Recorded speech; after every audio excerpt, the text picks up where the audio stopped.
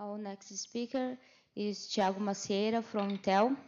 He will talk about why you should be excited by Qt5.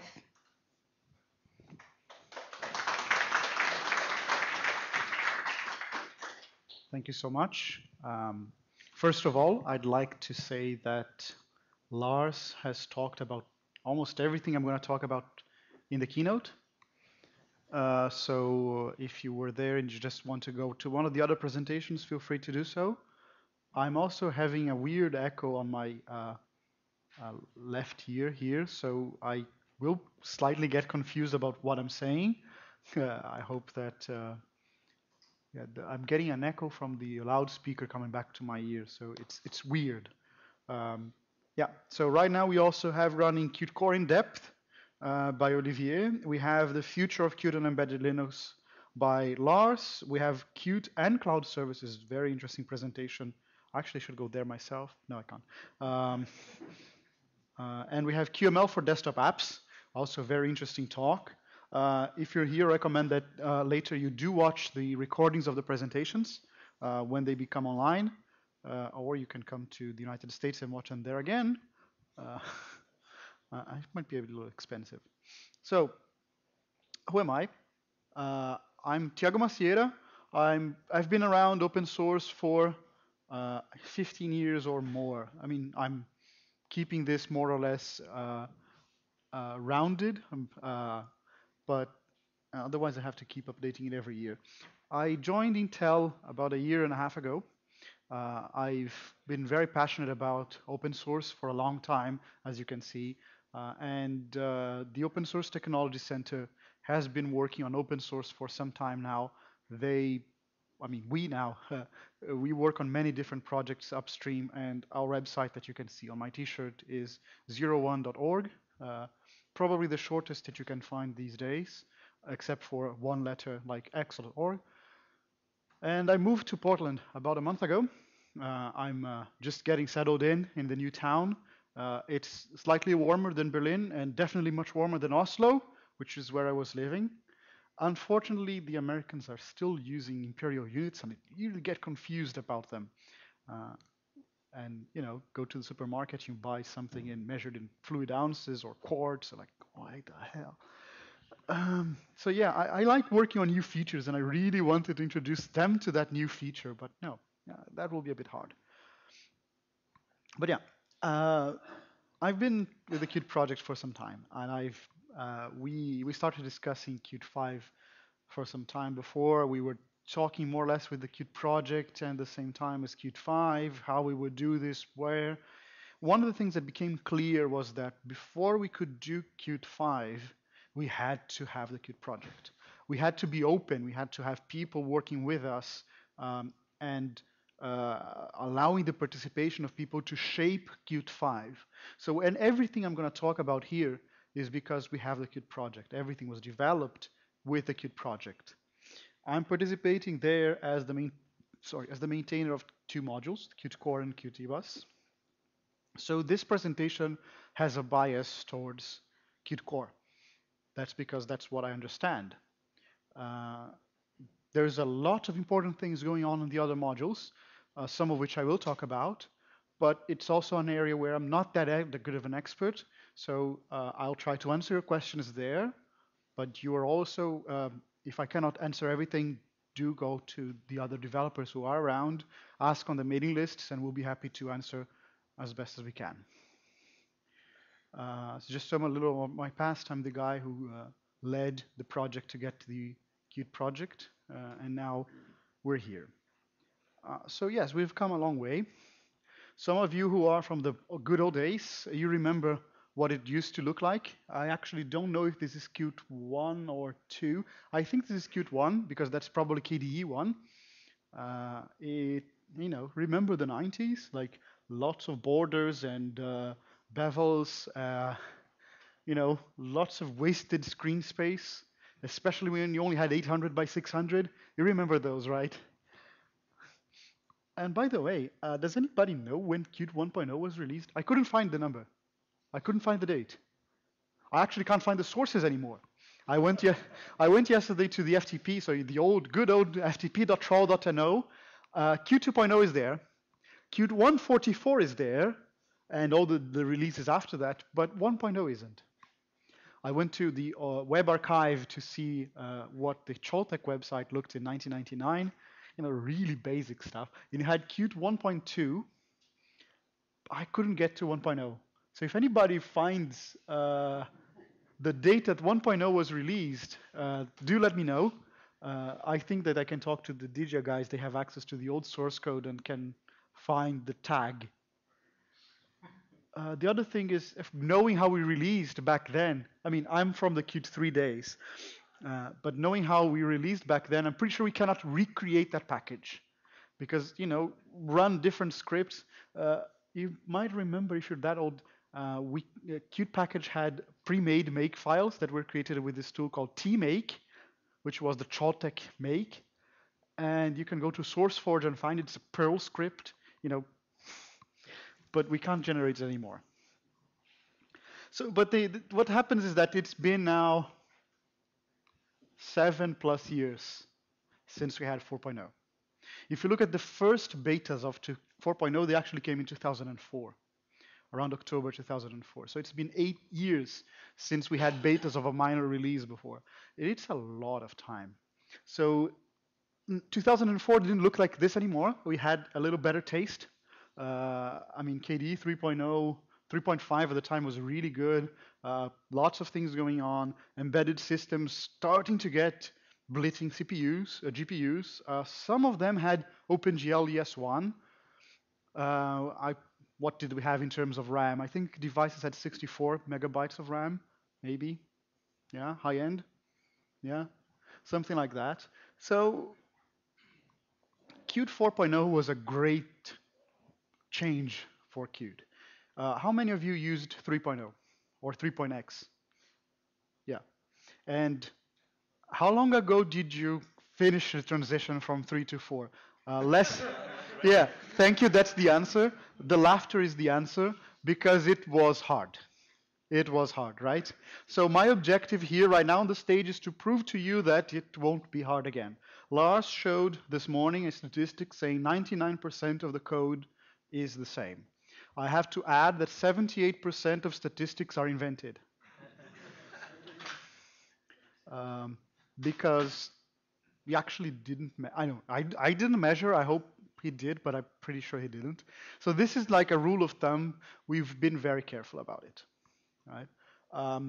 And the good news, of course, we have beta 2. It's out, it's fresh. Don't kill the connection here, please. I need to read my email. I need to develop Qt as well. I want access to Git. So either do it in your hotel or get it from the USB sticks. I think I have it on my computer, so if anybody wants from me, I can do some swapping as well. Or when you're at home, when you're back in your office, go to the downloads page from the Qt project. You're going to find it there. The good thing about the beta 2, if you haven't read the news yet because you're here, you're having lunch and you're watching presentations, this is a full release with binaries, including Qt Creator. So if you've been asking us, when am I going to get a new SDK? It's out. That's it. And it's all compiled in Qt 5. So when Lars said 99% is the same, that's because we actually did build a quite complex application, Qt Creator, with it, and it works. There are a few ifdefs, there are a few changes to the build system.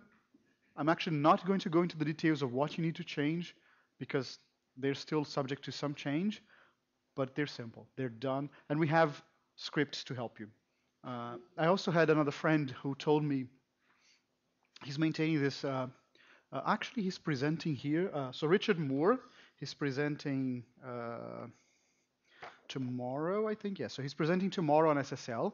He was telling me how he has this packet capturing library he wrote with Qt, and it was a Qt 4 library, and he told me one day I had made a mistake and built it with Qt 5, like I had the wrong environment settings. It built, and it worked. So yeah, sometimes you get lucky. Sometimes you need to do a little change, but I'm hoping that by the end of this presentation, you'll be confident that you can switch to Qt 5 more easily. that it will not be the pain that it was in Qt 4. Okay? Questions, if you want, do raise your hand. Apparently, I need to repeat the question so that it's recorded. So since the room is not that big, I'll accept without the microphone. But if you do want to make an elaborate question, like first this and then that, and then ask Camila, she'll bring the microphone. Goals for today. So what are the goals for Qt 5? I'm going to go into each of those in detail, and I'm going to spend some time right now on works for everyone. We want really, really well, really badly. Yeah, we want really badly to have Qt working on all the systems. That's what we created Qt for. That's why you guys are here and love Qt. I mean, besides the nice API, it is because it works everywhere, that you can have this application, even if you don't want it right now, you have the option of running this application in different systems. It is the cross-platform toolkit. Qt is the cross-platform toolkit. We want to resurrect that after a few years that we ended up neglecting some of the platforms in favor of the others. You all know what I'm talking about, right? So there is some effort now going on back on the desktop. To be honest, I've been discussing with a lot of people and trying to figure out what is the desktop. You've seen what Windows 8 has become. Quite personally, I don't like it. Right? I'm running KDE. I like traditional ways. Then again, I'm using the command line. Maybe I'm not the target user. So what will the desktop become? Is it getting more bling and animations? Yes, it is. So how do we get there? Do we have to help shape it? And I think we do. I think we're in a very good position to drive this or to participate in the development of desktops for the next generation. And we want to bring you along with us. But of course, many of you still deploy to Windows XP if you're not using it yourself, which I hope you aren't. But we need to support the old system. So Windows XP, we need to support older versions of Mac OS. Even though Apple itself doesn't support them anymore, we still do need to do some things. And we want to do renewed effort in embedded. I don't know, how many of you are using Qt on embedded devices? Yeah, just a couple. But what the rest of you might not know is that Qt's actually quite strong on embedded systems. A few years ago, we had at Developer Days in Munich, we had the Qt coffee machine. I don't know who remembers that one. It's just Qt running on embedded devices. It actually works pretty well. Printers, like I said, coffee machines, refrigerators. Yaroslav isn't here, is he? Yeah, so I have a friend who's working with Qt on a refrigerator. The screen of the refrigerator. But yeah, it's a refrigerator. Soon we'll have the toasters running Qt. One thing I really wanted with the coffee machine was to implement the hypertext coffee pot control protocol. It exists. I'm not joking. Hypertext coffee pot control protocol exists. But yeah, we have this interest on embedded because it's platforms that really are neglected by mainstream toolkits because we want the bling and everything, but we have a very good relationship with embedded developers. We want to continue it. And we can't forget mobile. Technically, mobile is a special case of embedded, but it's an interesting case because mobile is driving adoption. It is actually pushing also the boundary of performance.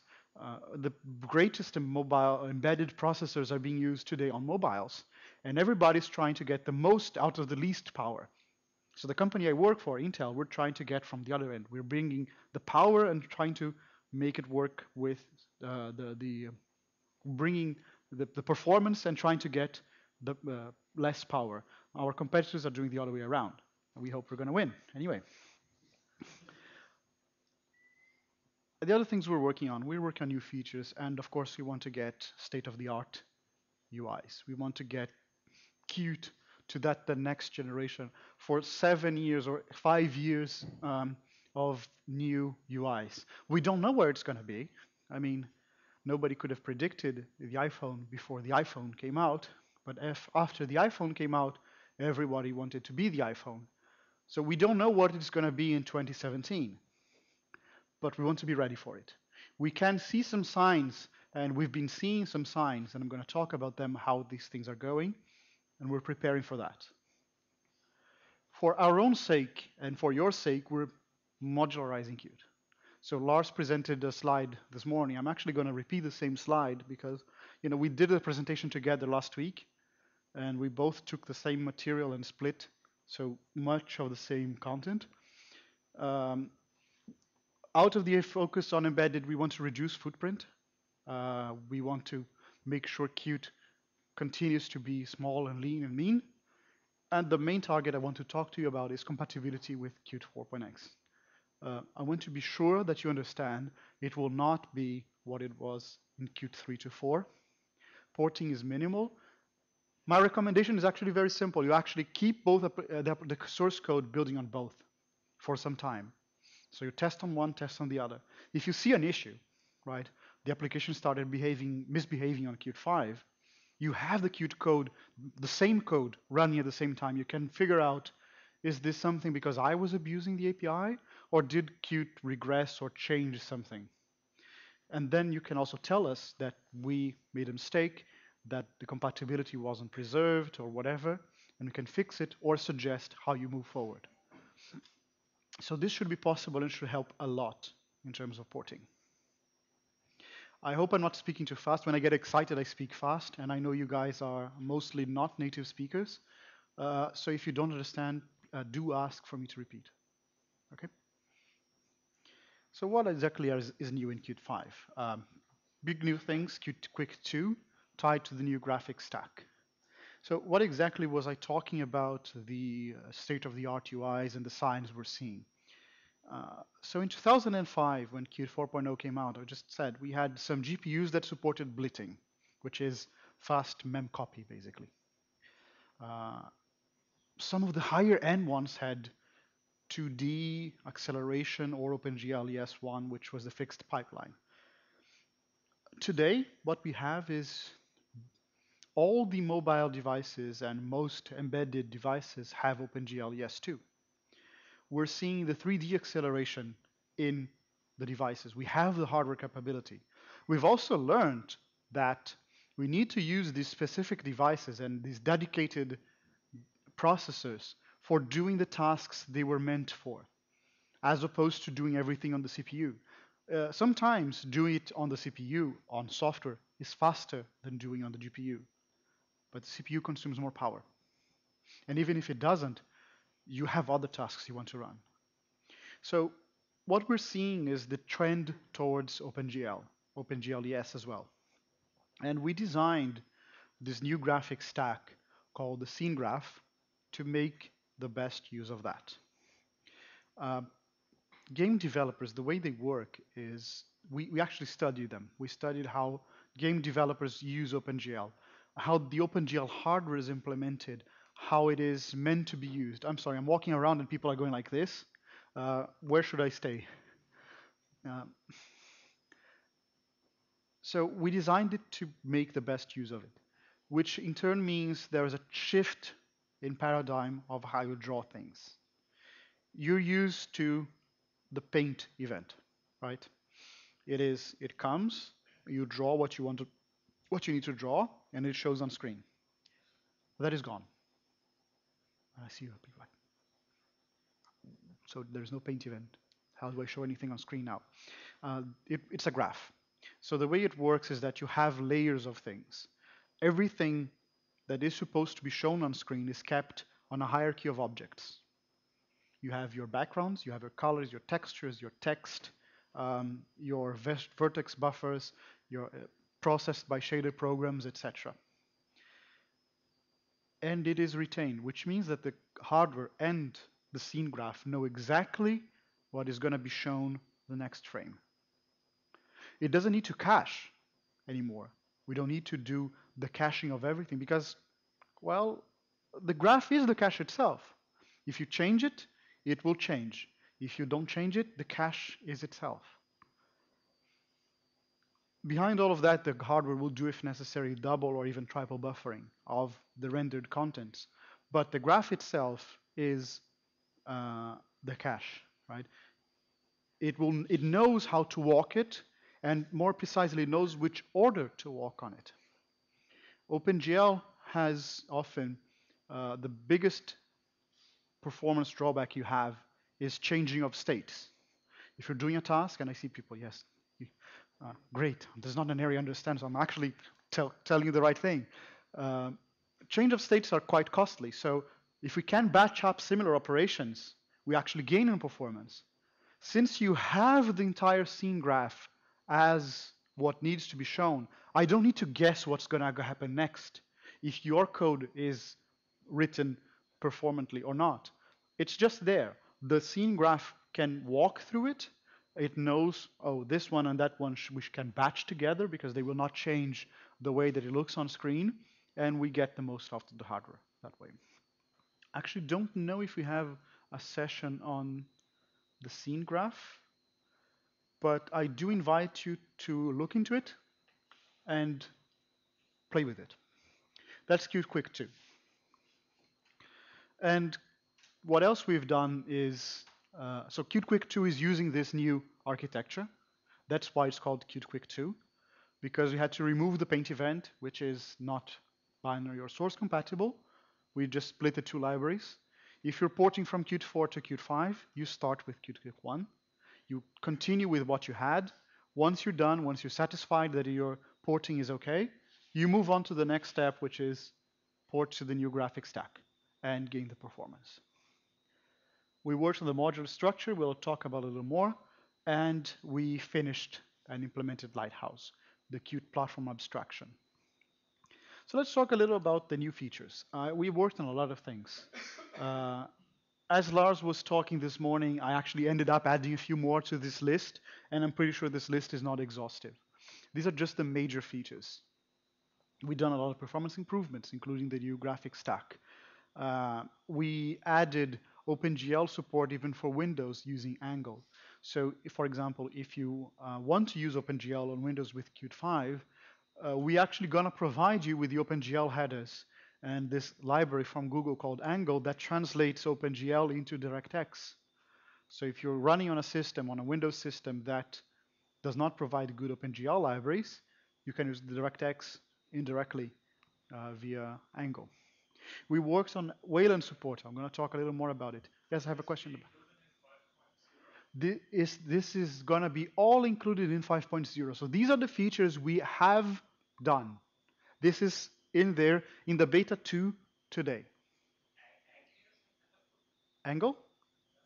Angle is in the beta 2 today. So all of this is there now. I'm going to talk about later what we want to do after 4.0.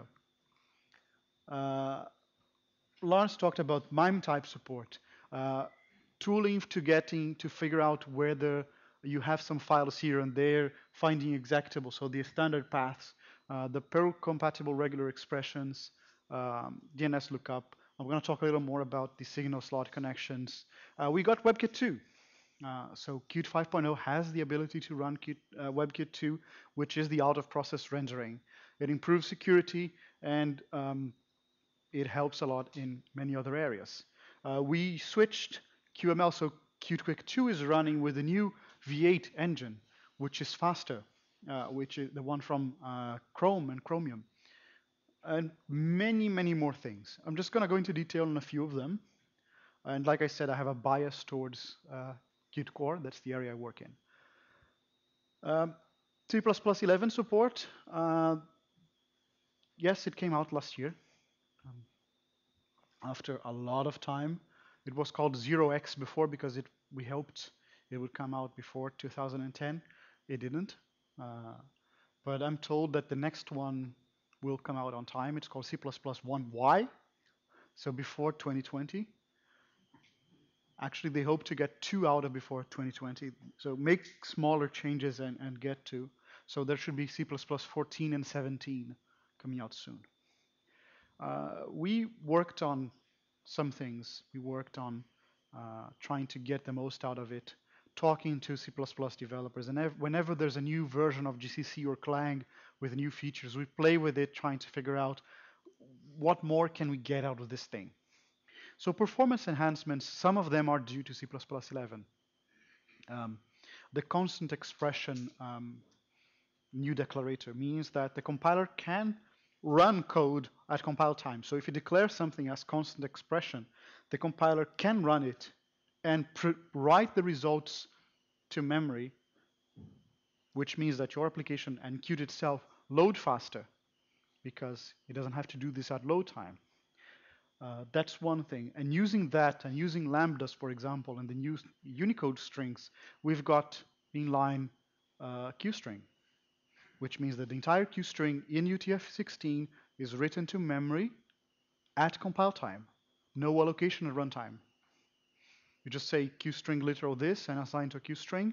At load time, at runtime, it's just going to see a pointer to memory, done. No memory allocation, no overhead. We've got the new signal slot syntax. It's coming on the next slide. And we are going to support C++98, of course, because we still have lots of compilers that don't support 11.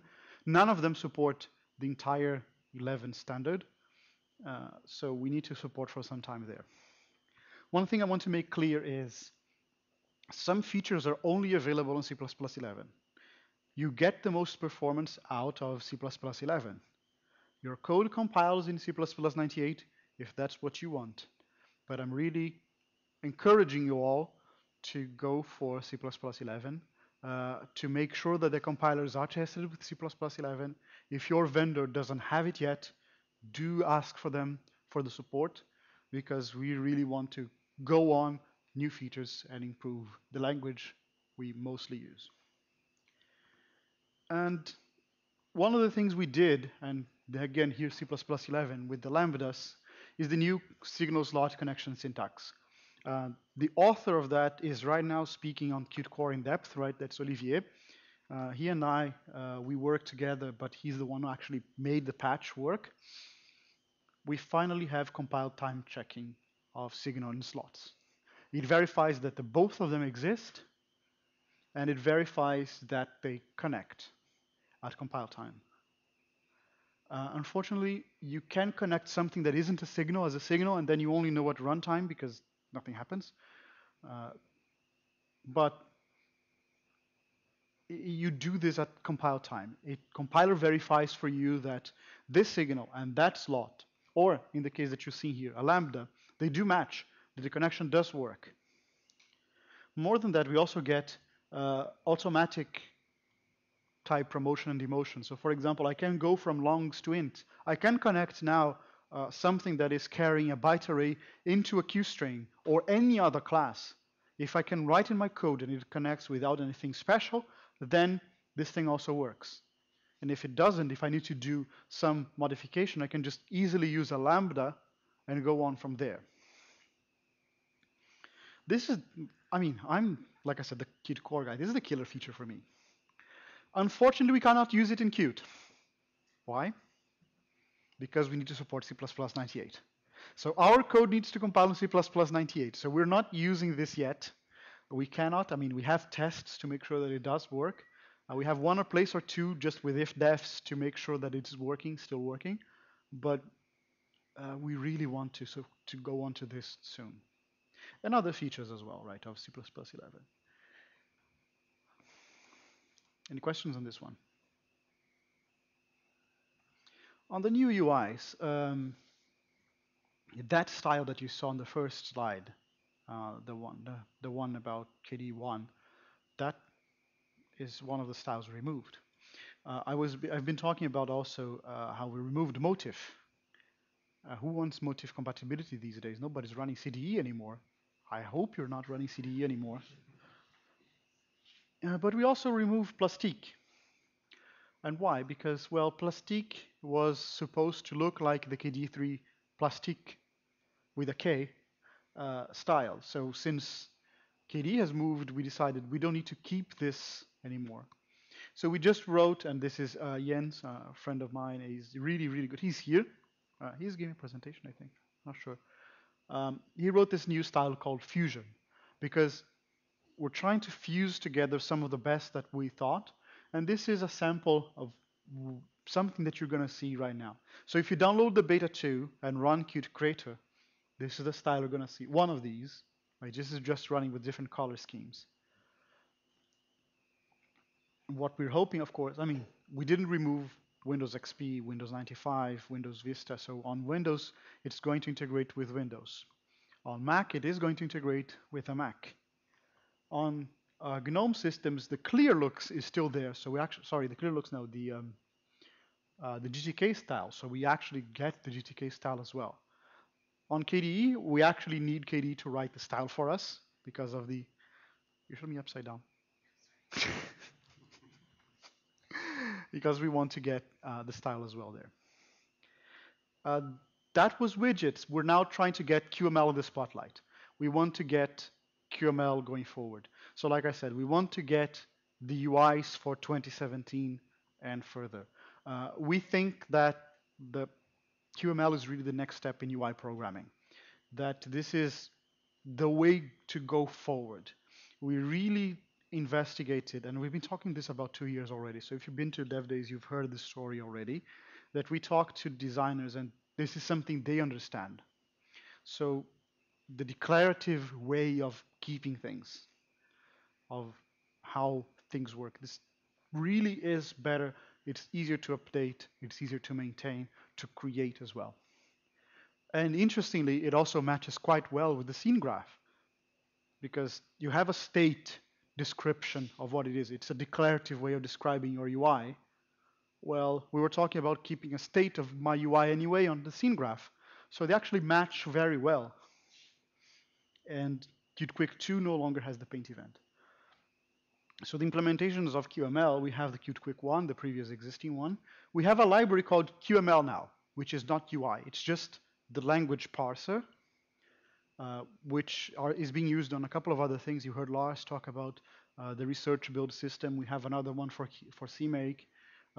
We have the BlackBerry guys, RIM, working on Cascades, which is an implementation of QML without QtQuick 2. So it is same language, just different components.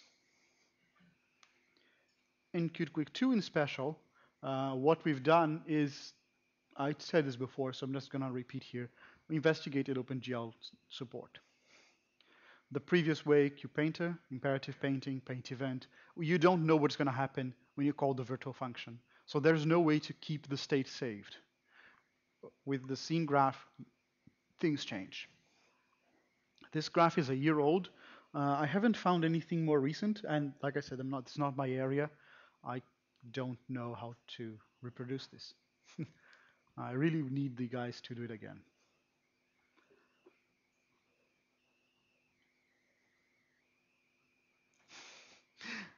This is what Lars showed today, the structure. We did split it up, right? So we have platform support and we have the Qt Essentials, and on top of the Essentials, we're building add-ons and the tooling. The modularity is to help us as well as help you. It is so that we are able to produce code faster. I'm going to go into detail, I think that in 2 slides. So let's go from the bottom up, right?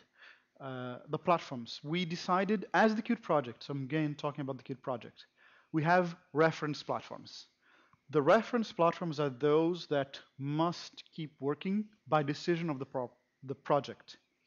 The project has decided that these 3 or 4, depending on how you look at Wayland support, are reference, meaning that all the features that are implemented that make sense in that platform must be implemented for that platform. That platform must be tested and must be good. So all the reference platforms must reach tier 1 level by the release. Otherwise, we don't have a release. We can't call it done until these are good. But we're accepting new platforms in that are not the reference. So we're actually not requesting that people implement code on them, usually because they don't have access to them. It's not that easy to get verification, etc. So we have a few more being worked on. We have QNX, which is the basis of BlackBerry 10. We have somebody working on DirectFB. We have some more platforms. And like Larson announced this morning, we're now working on Android, iOS, etc. So Nokia platforms, I mean, Symbian is completely gone. We removed the Symbian code. Mostly because it was like keeping the Microsoft Visual Studio 6.0 code. It was scruffed around, lots of if-defs, things that didn't work. We just removed Symbian. Nobody wants to maintain that. For MeeGo itself, the code still works. So there is some projects running to run Qt5 on the N9. It's the XCB, so it's the X11 support, the same thing. It just required a few changes on the plugin. So there's a special plugin for the N9. But MeeGo still works. Symbian, no. Then again, if you're targeting Symbian, we hope that 4.8 is enough for you, but you're not gonna move on to Qt5. I mentioned the tiers, right? So what are the tiers exactly? Tier 1 are the platforms that are tested all the time, especially during release. So right now, what we did to get the beta 2 out is that we tested a lot out of these 3 platforms. Get the packages, compile them, verify that they all compile, run the tests, run examples, build binaries, install the binaries again, verify that the application here compiles with the code there, take the libraries, replace in another application, all of these. So we need a lot of commitment from a team working on a platform to get to tier 1 level. We need also that team to say, yes, we're going to support it for a long time. I mean, for at least a couple of releases. If I come to you and say 5.0 BlackBerry Qnix is tier 1, and I'm giving the Qt project seal of approval saying, yes, go on and develop on this thing. I don't want them to come later and say, you know what, we changed our minds, we're not going to develop on this thing. So we want a commitment from a team to support it, to fix bugs on it. If some of these, if the platform is tested but doesn't have all the commitment, doesn't have all the testing, all the bug fixes aren't, all the bugs aren't fixed, for example, we call it tier 2. So for example, I can imagine right now Solaris support is tier 2 because it's not that different from Linux X11. It is probably building. I actually don't have a Solaris machine to test, but I'm supposed it's building. And if you really ask for it, DJ, and if you ask for it with your wallet, DJ will fix it, or one of the other ones. But that's tier 2. That means it can rise in the future, it can not, but the code is tested more or less. Tier 3 means the code is present, but we have no idea if it works or not. So this is for you to get an idea of where things work. We've tried before to call tier 1, tier 2. We finally got to inverting that. It means you get to be tier 1 if at the time of the release you meet the criteria. Then moving on to the stack, the essentials are the ones that are available everywhere. They are the ones that we, as the Qt project, recommend they always get deployed on every kind of device. And this is what you get with the beta 2 by now. You get Qt Quick 1 and 2. For now, Qt Quick 1 is still there. Multimedia, SQL, and some of the others. Besides the essentials, there's a lot more. I'm not going to read this list. Some of this code is ready for release. They're actually being shipped. Some of them aren't. They need a little more work. This is why we've done modularization, right? This is why we've done it. It's because we need to be able to say this code isn't ready. Let's not stop the release of everything else because that one isn't ready. We need the ability to test more quickly. If we need to build that entire list every single time, it would take just too long to get anything done. So we split it up into modules, into smaller pieces. Some of them we declare these we need to work on. The other ones, if they're ready, we ship. If they're not ready, next time, that's fine. Oh, moreover, if you want to release at a different date, that's also fine. If you want to skip a release because you don't have enough people, that's also fine. And it also helps with accepting new add-ons. So if you here, my audience, if you guys here have a new idea, a new project that you want to participate, to contribute to the Qt project, you can. It's specific to my platform. I'm not sure if anybody else is interested in it. I mean, I'm still using serial ports. Nobody has. I don't have a serial. I have USB. but I don't have serial ports anymore. So no, it's a bit niche. Okay, you can put it there. Let's say, I always like this example. If I have holographic display support, right? I mean, it's quite specific right now because nobody else has the hardware. Oh, well, you can work on it and start working on the Qt project. You learn the ropes, right? You learn how to participate in the Qt project, how to go through with the rules, with the testing. And if anybody else wants to help you because they have access to something different, they work with you over there. But it helps everybody around. We did separate the widgets out of Qt GUI. This is this footprint part now. We have Qt GUI concentrating on the basic tasks like getting a window on screen and being able to display pixels. The widgets in a separate library because they're specific to the desktop. We had the question this morning, can I run widgets on Android? Well, you can. They're just going to look ugly. But on desktops, that works. And they provide the basics to get there. So like I said, the widgets are in a done state of development. Don't confuse done with deprecated. They're not at all the same. Done means we are going to fix bugs. We still recommend for some activities. Do use it if that's what the best is for you. There is no replacement for them, at least not yet. However, we're not going to add features. Okay? I see some question mark heads, like, but okay. Compatibility, like I said, with very few exceptions, it is the same thing. We have Qt widgets for your widget needs. We have Qt Quick 1 for your Qt Quick 1 applications. You don't need to switch to Qt Quick 2 yet. If on the desktop you cannot use Qt Quick at all yet because desktop components isn't ready, that's fair enough. You can continue the way you are.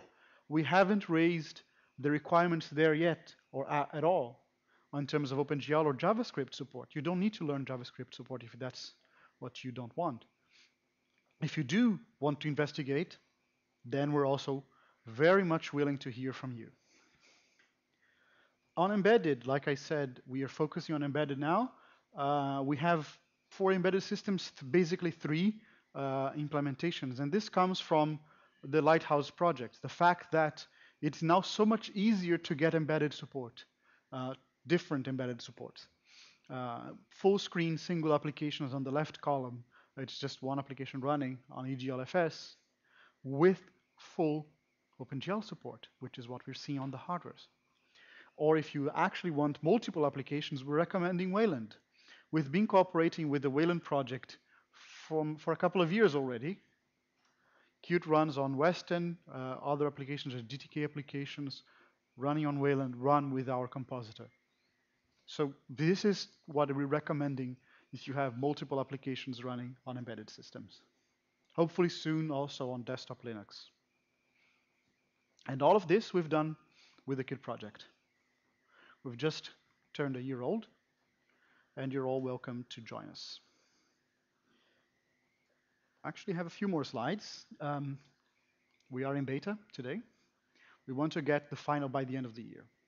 This is a bit of a challenge for us. Maybe we will not get it by the end of the year. Maybe we'll get it in January. But the target is really to go quickly now so that we can move on to working on new things like 5.1. The way we're going to work is that we want to have 2 releases per year so that you're very clear on what you're getting on the new Qt. For the most important reason is coming from the Qt project. We want to be equally fair to everybody in terms of getting their features in. The only way of being equally fair to everybody is to be equally unfair to everybody, which means it's a hard deadline, it's a date. If you make it, you get your feature in. If you don't, you get to the next one, which is just 6 months away. After we do the feature freeze, which is the alpha over there, we stabilize, do the hell of testing, and I hope that you're satisfied with our testing. We do the releases. After 5.0, we have lots of stuff to do. We need to continue working on embedded systems.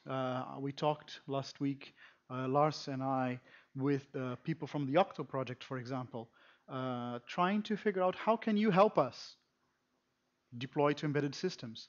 Those of you who raised your hands in terms of getting a device out, you were embedded developers, you know how difficult it is to make a distribution for Linux, right? For Linux distribution running on a device. And even if you find one, sometimes the Qt that comes with it isn't very good, it isn't very well integrated. So we're working with these guys to help you, right? Get a ready-made Qt for you. Also figuring out, can we use Yocto to get the hardware support from Android?